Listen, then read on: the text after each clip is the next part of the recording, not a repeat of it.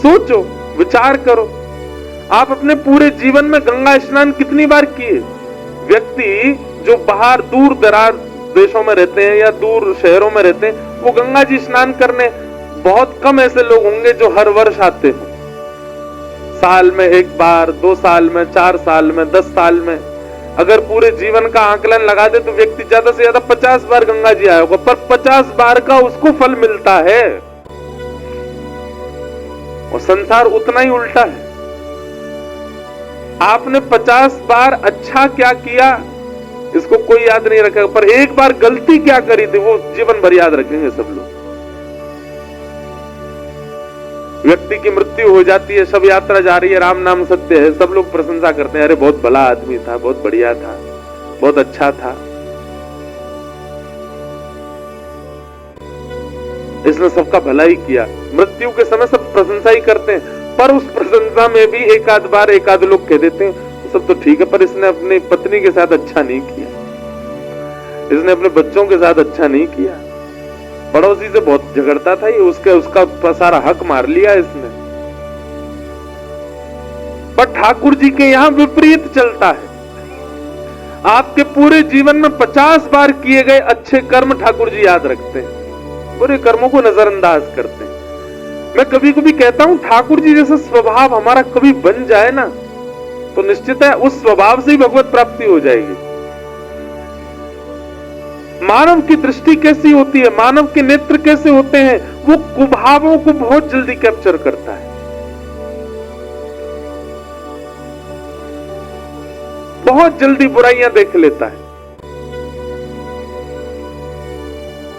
लड़का वाले कहीं लड़की देखने जाएं, लड़की देख करके जैसे निकलते हैं वापस, गाड़ी में फिर चर्चा होती है, हाँ भाई क्या कैसी लगी, बहुत बढ़िया, पिताजी तो बहुत अच्छे थे, माता जी उसकी बहुत अच्छी थी, लिफाफा मोटा वाला दिया उन्होंने, लड़की भी थी तो बढ़िया, चाय तो बढ़िया ही बनाई थी, आंखों से थोड़ी तेज लग रही थी हमको तो। कभी आपने विचार किया ये गुण आप में किसने डाल दिया? आप आज निकलिएगा, अब तो जाने का समय आ गया ऋषिकेश, अब क्या करोगे, पर फिर भी यहां से निकलिए और यहां से लेकर के लक्ष्मण झूला तक केवल लोगों को देखते जाओ, आप अनुभव कीजिएगा आपके नेत्र अवगुण बहुत जल्दी खींचते हैं। सामने आए हुए व्यक्ति के अवगुण इतनी जल्दी कैप्चर होते हैं, जिसको जानते नहीं, जिसकी पहचान नहीं, जिसका नाम नहीं पता, जिसका गोत्र नहीं पता, वो व्यक्ति सामने से आ रहा है, आप उसके एक क्षण के दर्शन में, एक क्षण की दृष्टि में अपने आप से पूछिए आपने क्या देखा, अवगुण ही निकल के आएगा।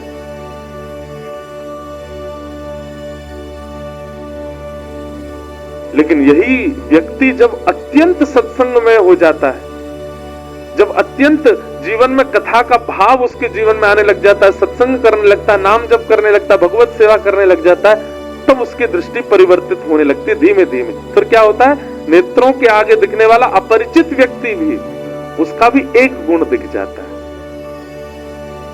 वो गुण अनुभव में आने लगता है। महाराज जी कथा तो बहुत बढ़िया करते हैं, बार बार बालों पे हाथ बहुत फेरते हैं, अवगुण यहां भी दिख जाता है लोगों को।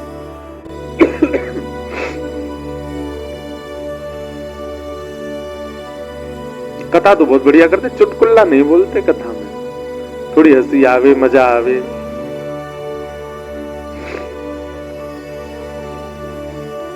जो सब में अवगुण देखे और खुद में गुण का दर्शन करे वही राक्षस, और जो सब में गुण का दर्शन करके खुद में अवगुण का दर्शन करे वही देवता, वही संत। अनुभव कीजिए। अरे मैं कह रहा हूं लक्ष्मण झूला तक मत जाओ, यहीं अपने बगल वाले कोई देख लो, उसमें भी अवगुण ही दिखेगा आपको, अवगुण बहुत जल्दी दिख जाता है। हमारे नेत्र कितने परिपक्व हैं कमी देखने में, पर जब सत्संग जीवन में आता है ना, तो यही नेत्र परिपक्व हो जाते हैं गुण देखने में।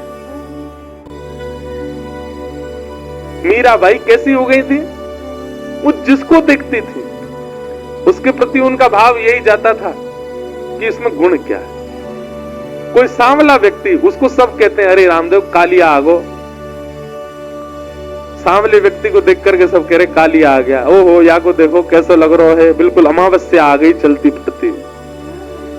पर मीराबाई जब ऐसे से मिलती थी या उसके कोई ऐसी दिक्कत है, वो बेचारा सीधा सीधा चल नहीं पा रहा, सब तो उसको देख करके देखो अपंग जा रहा है। पर मीराबाई देख के कहती ठाकुर जी ने तुम पे कितनी बड़ी कृपा करी, क्यों? वे स्वयं त्रिभंगी है, तुमको एक भंगी तो एक अंग तो तुम्हारा भंग कर दिया ना, अपने त्रिभंग में से एक अंग भंग तुमको दे दिया। किसी ऊधमी बालक को देख के सब कहते ओ देखो ऊधमी डोल रहा है, पर मीराबाई कहती कितनी कृपा, ठाकुर जी ने अपने ऊधम का ही गुण दे दिया इसको। किसी की सुंदरता देख करके व्यक्ति के चित्त में काम भाव प्रकट होता है, ये कितना सुंदर है, इससे हमारा ब्याह हो जाए, इसके नेत्र कैसे, इसकी मुस्कान कैसी, इसका। पर मीराबाई उसको देख करके भी कहती ये इतना सुंदर है, इसको बनाने वाले श्याम सुंदर कितने सुंदर होंगे ना। उनकी दृष्टि ऐसी परिवर्तित हो गई, वो किसी में दोष नहीं देखती हैं। यही बात हमारे श्री हरिराम व्यास जी की है, वृंदावन के भावों को जिन्होंने प्रकट किया। वो जिस व्यक्ति से मिलते थे उस व्यक्ति के गुण स्वभाव से उसको ठाकुर जी से जोड़ते थे। कोई अत्यंत प्रचंड बलवान दिखाई देता, दूर से चलता हुआ आ रहा है, हरिराम व्यास जी कहते ऐसा लग रहा हनुमान जी आ रहे हैं। कोई अत्यंत मोटा व्यक्ति आता, उसकी लंबोदर पेट निकला हुआ बाहर, अब सब तो कहते देखो दुनिया पे भार चल रहा है, देखो पृथ्वी पे भार चल रहा है, कितना मोटा। हरिराम व्यास जी कहते ओहो गणपति बप्पा, गणेश जी आ रहे। कोई अत्यंत सुंदरी नारी आती जिसका रूप लावण्य अत्यंत सुंदर था, उसको देख करके श्री हरिराम व्यास जी कहते हमारी किशोरी जी की सुंदरता की एक बिंदु पड़ गई है यहाँ पे, वो तो सिंधु है, वो तो सागर है। सब में गुण का दर्शन होने लग जाना, ये इस बात का प्रतीक है कि आप कथा श्रवण करते हैं।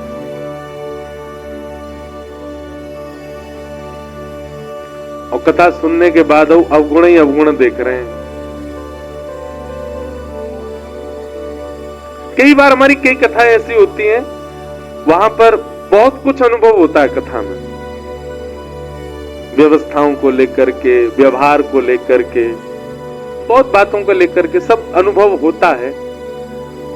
परंतु अब कथा करते करते ऐसी स्थिति हो गई है कि कैसा भी व्यवहार, कैसा भी स्वभाव, कैसी व्यवस्था, पर उसमें गुण देखने का ही मन होता है। भले ही चलो सब कुछ ऐसा था, पर यह गुण तो था ना, यह तो अच्छा था ना, यह तो बढ़िया था ना। ऐसा स्वभाव बन जाए तब समझो कि आप सत्संगी।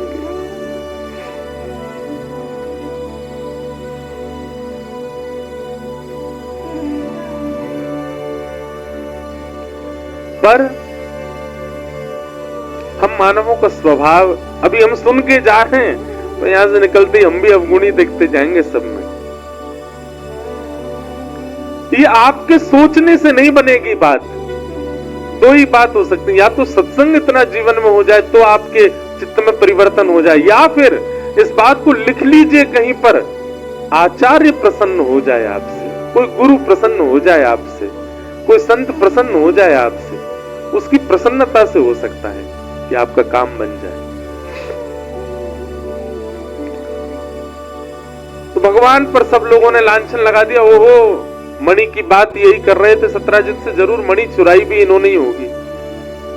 ठाकुर जी ने अपने सैनिकों से कहा देख रहे हो ये है द्वारिका, इनको बसाया हमने, इनको खिलाया हमने, इनकी सारी रोजी रोटी हमसे चल रही है, पर इनको एक क्षण भी नहीं लगा हमारे ऊपर आरोप लगाने में, लगा दिया।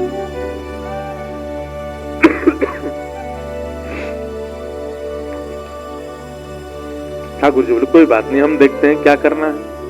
भगवान अपनी सेना लेकर के मणि ढूंढने के लिए गए तो शेर मरा हुआ, प्रसेन मरा हुआ मिला, थोड़ी दूर पर शेर मरा हुआ मिला, लेकिन मणि दोनों के पास नहीं थी। तभी रीछ के पैरों के निशान देख करके भगवान गए, गुफा में प्रवेश किया। मणि मिलते ही भगवान ने जैसी उठाई, भालू ने भगवान पर प्रहार कर दिया। 18 दिन तक भगवान ने युद्ध किया उसके साथ। 18 दिन बाद जब पसीना पसीना हो गया, रीछ चरणों में गिर गया, महाराज मैं सामान्य रीछ नहीं हूं, आपका परम प्रिय जामवंत। भगवान ने हृदय से लगाया, अरे जामवंत जी आप, जामवंत जी सबरी लीलाओं में हैं। ये सतयुग में भी थे, जब भगवान ने बराह बनकर के पृथ्वी को अपने मुख पर धारण किया तो जामवंत जी ने परिक्रमा लगाई थी भगवान की पृथ्वी सहित। त्रेता में भगवान राम बनकर के आए तो ये उनके सेनापति थे। द्वापर में भगवान कृष्ण बनकर के आए हैं और श्री जामवंत जी भगवान के ससुर बने। और कलयुग में भगवान जब कल्कि रूप धारण करेंगे तो कल्कि भगवान के सप्त चिरंजीवी सेना होगी, उनमें से एक श्री जामवंत जी भी होंगे। जामवंत जी चिरंजीवी हैं, चिरंजीवी। भगवान को देख करके कहा, भगवान मेरी कुटिया पे कैसे आना हुआ? ठाकुर जी बोले, इस मणि की वजह से आना हुआ। जामवंत जी बोले, ये मणि तो मेरी बेटी का खिलौना है, वो इससे खेलती है। बोले, तुम्हारी बेटी का खिलौना है, पर इस मणि की वजह से हम खिलौना बन गए पूरी द्वारिका, सब हम पे लांछन लगा रहे, हमको दे दो। जामवंत जी बोले, मणि आपको चाहिए नाथ? हाँ। तभी जामवंत जी के नेत्र बंद हुए और मन में भाव आया, मेरे पास 2 मणियां हैं, मैं दोनों आपको दे दूं तो? भगवान बोले, तुम्हारी इच्छा है, दान करना चाह रहे हो तो कर दो भैया, भगवान है, हम तो सब ले लेते हैं। जामवंत जी ने एक हाथ में तो सिमंतक मणि दी और दूसरे हाथ में अपनी पुत्री का हाथ, जामवती का हाथ दे दिया। ये मेरी दूसरी मणि है, आप स्वीकार करो। और भगवान ने दूसरा विवाह जामवती के साथ में किया। बोलो जामवती रमण भगवान की। ये जामवंत जी की पूर्व से इच्छा थी, भगवान हमारे कभी दामाद बन जाएं। एक बड़ी सुंदर कथा में कभी कभी सुनाता हूं कथाओं में कि प्रभु श्री राम जब लौट करके आए रावण को मार के, तो जनक जी महाराज ने एक पत्र लिखा और पत्र लिख करके राम जी से कहा कि हे जामाता जी, हे दामाद जी, 14 वर्ष बाद आप वन से आए हो।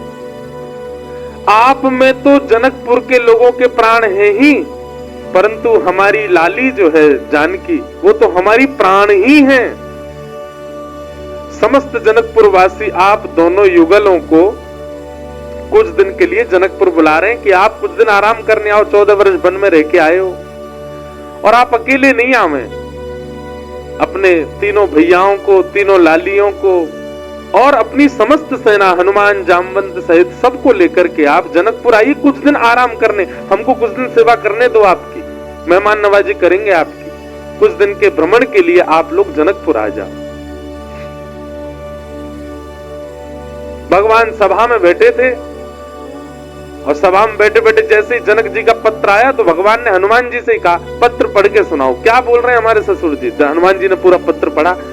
बोले, भगवान हे प्रभु श्री राम, आपको, पूरी सेना को, हमारी मैया को, तीनों भैयाओं को, तीनों भाभियों को, सबको जनक जी बुला रहे हैं जनकपुर कुछ दिन आराम के लिए। सबरे बंदर उछलने लगे। बोले, जय हो, बढ़िया भयो, अब आनंद आएगा, जनकपुर में जाएंगे, हम सब अपने हाथ पांव दबाएंगे। बहुत युद्ध करके आए रावणों से, रावण की सेना से, और बढ़िया मालपुआ खावे को मिलेगा। राम जी की बारात में तो हम नहीं जा पाए थे, पर बारात की चर्चा हमने सुनी थी, वहां तो भैया बड़े पकवान बने थे, हम सब जाएंगे। ब्राह्मण सारे बानर इतने ज्यादा उत्सुक हो गए, हम सब जाएंगे। बानरों की उत्सुकता देख करके राम जी बोलो, शांत हो जाओ भैया। अब भाई देखो, हमारा निर्णय यह है कि जनकपुर हमारी ससुराल है, और कहीं भी नाक कट जाए चलता है, पर ससुराल में हमारी नाक ऊंची रहनी चाहिए। और इन सब बातों को ध्यान में रखते हमारे मन में आया कि हम जाएंगे, भरत जी जाएंगे, लक्ष्मण शत्रुघ्न जाएंगे, चारों बहुएं जाएंगी, कुछ वरिष्ठ लोग जैसे जामवंत जी, हनुमान जी, अंगद जी आदि आदि कुछ वरिष्ठ लोग जाएंगे। बाकी बानरों से हमारी प्रार्थना, आप तो यही सरजू जी के तट पे अयोध्या में ही रहो, आप लोग मत चलो। बानर सब उदास हो गए। बोले, क्यों, हम क्यों नहीं चले? बोले, आप लोगों का स्वभाव ऐसा ही है, किसी से भी छीन के खा जाते हो, कहीं पर भी मलमूत्र त्याग देते हो, कहीं भी उछल कूद कर देते हो, डाले तोड़ देते हो, वन उजाड़ देते हो। और जनकपुर हमारी ससुराल है। हमारे सामने किसी ने कह दिया कि अरे देखो, वो वन पूरे बानरों ने उजाड़ दिया। बानर किसके? बोले राम जी के। तो हमको तो बहुत बुरा लगेगा, लेकिन आप लोगों का यही स्वभाव है, तो क्या करें। इसलिए आप लोग तो अयोध्या में, इसको कितना भी चलो उजाड़ो, ये रहेगा अपने ही लोग हैं, सुधार भी देंगे। अब वो तो ससुराल है, वहां तो संकोच हो जाएगा हमको। बानर सब नीचे मुंह करके बैठ गए। राम जी तो अपनी घोषणा करके चले गए।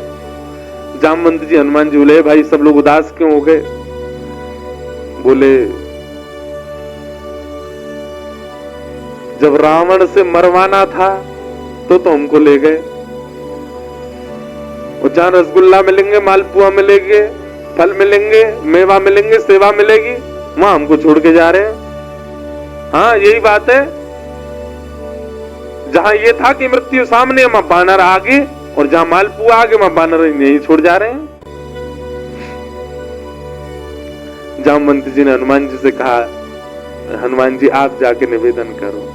बोले देखो हम तो कुछ नहीं कहेंगे, हमारे स्वामी हैं, उनकी आज्ञा हमारे लिए सर्वोपरि है, आप बड़े हो, सीनियर हो, आप ही बात करो। जामवंत जी गए और राम जी से कहा देखो सब बानर बहुत उदास हो गए, आप ऐसे मत करो, मैं जिम्मेवारी लेता हूं, एक पत्ता भी जनकपुर का टूटेगा नहीं किसी वृक्ष का। ले देखो आ गए ऊपर से, इनकी काम की बात चली, सुनवे आए हैं। बोले आपके ससुराल में एक चीज भी यहां से वहां नहीं होगी, हमारी गारंटी। राम जी बोले भैया 100, 200, 300 बंदर नहीं है, करोड़ों बंदर हैं, किस किस को संभालोगे? बोले वो हमारी जिम्मेवारी। मैं वचन देता हूं आपकी ससुराल में एक बात भी ऐसी नहीं होगी जिससे आपको संकोच अनुभव हो। अच्छा देखो राम जी को संकोच की कोई चिंता नहीं है, तो लीला कर रहे थे, राम जी आनंद कर रहे थे। जामवंत जी बोले सब बानरों की जिम्मेवारी मैं लेता हूं। राम जी बोले देख लो फिर हम कुछ बात होगी हम तुमसे ही कहेंगे। जामवंत जी बोले आप कह लेना हमसे, बस जिम्मेवारी हमारी।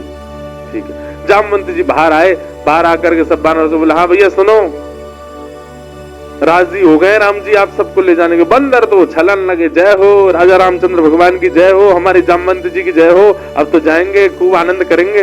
बोले लेकिन सावधान, मैंने जिम्मेवारी ली है, एक पत्ता भी नहीं टूटना चाहिए जनकपुर के किसी वृक्ष का। बानर बोले बिल्कुल नहीं टूटेगा, आप तो बिल्कुल आज्ञा करो कैसे चलना है। बोले सब मुझे देखो, जो मैं करूं वही करना है, जब मैं बोलूं तब बोलना है, जब मैं शांत रहूं तब, यहां तक कि श्वास भी मेरे संगी लेनी है सबको। मैं जब छोड़ूं तब छोड़नी, तब लेनी तब लेनी, मैं जब मुड़ूं तब मुड़ना, मैं जब देखूं तब देखना, मैं जब सोऊं तब सोना, मैं जब खांसूं तो खांसना। बानर बोले ठीक है। राम जी बोले एक बार हमको डेमो दिखाओ। जामवंत जी खड़े हो गए, करोड़ों बंदर खड़े सामने। जामवंत जी ने अपना उल्टा हाथ उठाया, सारे बानरों ने अपना उल्टा हाथ उठाया। जैसे परेड होती है ना 26 जनवरी को, तो हमारे मिलिट्री के जवान बिल्कुल एक संग उनके हाथ पैर चलते हैं, हाय ये हाथ पीछे तो यही हाथ पीछे जाएगा। उनको देखो कभी उनके पैर भी बिल्कुल समय पे आगे, समय से पीछे, गर्दन भी समय से चलेगी। वैसे मिलिट्री के जवानों की तरह सब बंदर खड़े हो गए। जामवंत जी हंसे तो सबरे बंदर हंसे। जामवंत जी खांसे तो जिनको खांसी नहीं आ रही वो जबरदस्ती खांसे, जो खांसना ही है जामवंत जी खांस रहे। राम जी बोले चलो ठीक है अब चलते हैं जनकपुर। आहा, जनकपुर की ओर जा रहे हैं। 14 वर्ष बाद वन से लौटने के बाद, राज्याभिषेक के बाद राजा रामचंद्र भगवान पूरे नगर में उत्सव मनते जा रहे, जहां जहां से निकलते हैं वही पुष्प वर्षा हो रही है, विशाल सेना राम जी की चल रही है। पर इस पूरी यात्रा का सबसे श्रेष्ठ केंद्र बिंदु, आकर्षण बिंदु था बानरों की परेड। बिल्कुल ऐसे चल रहे सीधे, जामवंत जी इधर देखे तो सब बानर इधर देखे, जामवंत जी नीचे तो सब नीचे, जामवंत जी खुजामे तो सब खुजामे।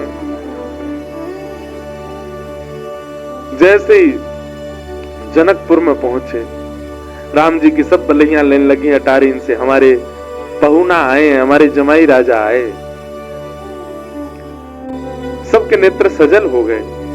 पर पूरे जनकपुर में जैसे ही बानरों ने प्रवेश किया, आहा, बानरों की ऐसी प्रशंसा, भैया कैसे सुधरे भाई। अच्छा, जामवंत जी ने सबके काजे वस्त्र भी सिलवाए थे, सब बानर बिल्कुल बढ़िया ऊपर को आधी बगलबंदी सी पहन के, नीचे धोती सी पहन के, टोपा से पहन के चल रहे थे। कैसे, मैं तो चिंतन करता हूं कैसे लग रहे होंगे सब। हम बंदरों के बीच में ही रहते हैं ना वृंदावन में। महाराज आरती का थाल ले लेकर के जनकपुर की सब नारियां आरती कर रही हैं, पर बानर नहीं उनकी ओर देखे भी। जब जामवंत जी देखेंगे तभी देखेंगे। जनक जी महाराज ने स्वागत किया और स्वागत करके खूब प्रेम से वार्ता हुई। ऊपर बोले, भैया पूरे जनकपुर में हल्ला है आपके बानरों का।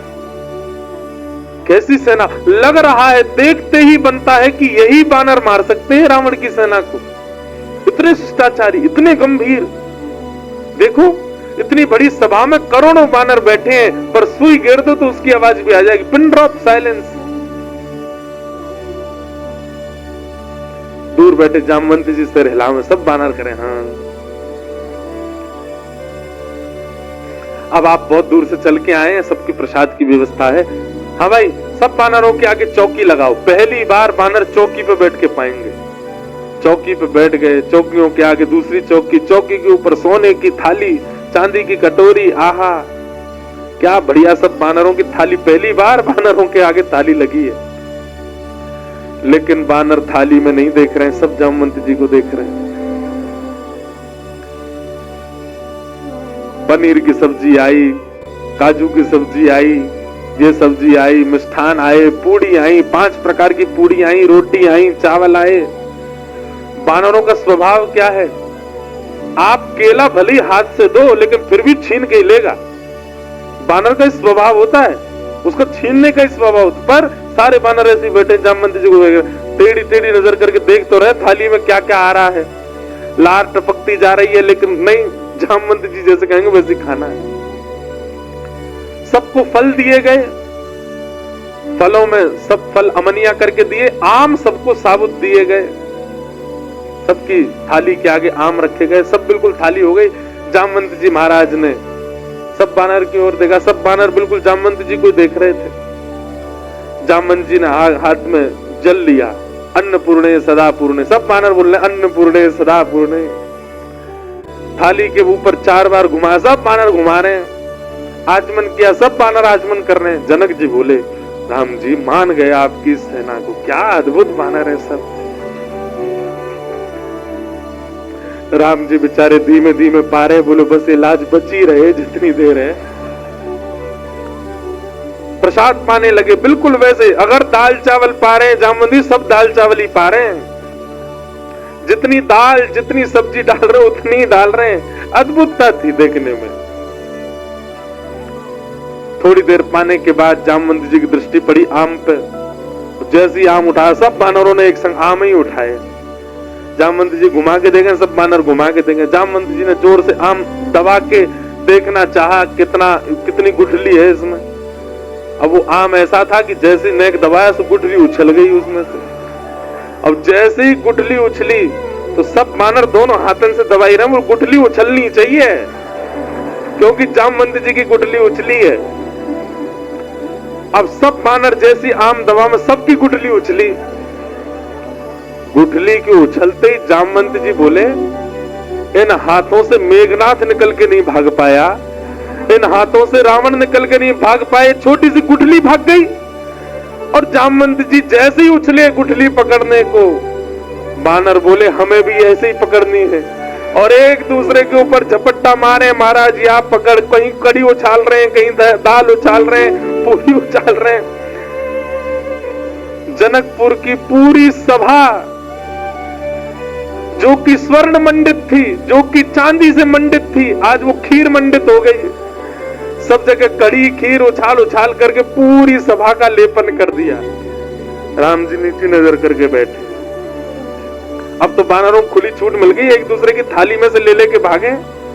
2-4 बानर तो जनक जी की थाली उठा के भाग गए। जनक जी देखते रहे और देखते ही देखते जनक जी की दृष्टि पड़ी राम जी को। राम जी बड़े संकोच। जनक जी समझ गए ये तो भैया पूरा प्री प्लान्ड था कि सीधे सीधे चलना है, सीधे सीधे खाना है। नहीं, बानर अपना स्वभाव कैसे छोड़े। राम जी को संकोच में देख जनक जी ने उनको हृदय से लगाया, बोले हम बिल्कुल अप्रसन्न नहीं है, हमको प्रसन्नता है कि इतना आनंद हुआ जनकपुर में इतने दिन बाद।